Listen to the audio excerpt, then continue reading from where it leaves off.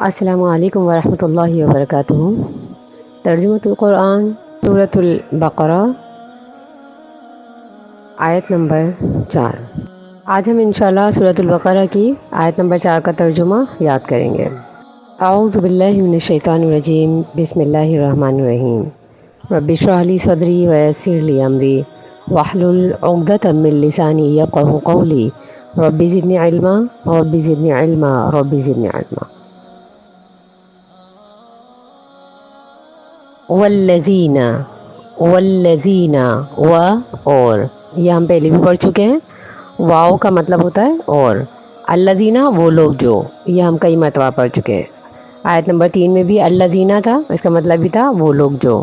وا اور الذین وہ لوگ جو، والذین اور وہ لوگ جو، والذین اور وہ لوگ جو، والذین اور وہ لوگ جو، یؤمنون، یہ بھی ہم آیت نمبر 3 میں پڑھ چکے ہیں۔ یؤمنون وہ ایمان لاتے ہیں، اور اس میں بتایا گیا کہ یا فعل کے شروع میں جب آتی ہے تو اس کا مطلب ہوتا ہے وہ۔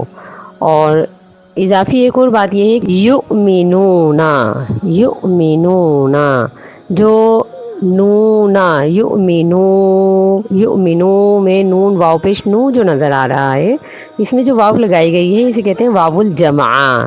واو الجمع اس کا مطلب ہوتا ہے جمع، یہ جمع کا صیغہ ہے، یعنی وہ لوگ جو ایمان لاتے ہیں، یعنی ایک ایمان لانے والا نہیں بلکہ کئی لوگ ایمان لانے والے، جمع کا صیغہ ہے۔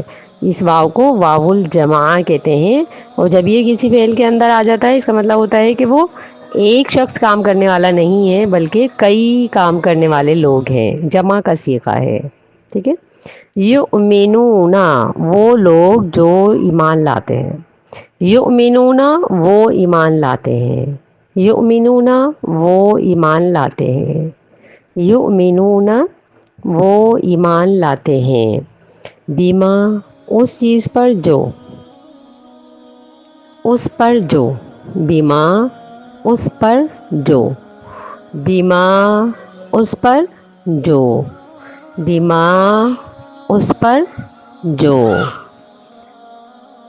انزیلا نازل کیا گیا، انزیلا نازل کیا گیا، انزیلا نازل کیا گیا، انزیلا نازل کیا گیا، الیکا، الیکا میں دیکھیں یہ جو الیکا ہے اس میں الا ایک لفظ ہے، حرف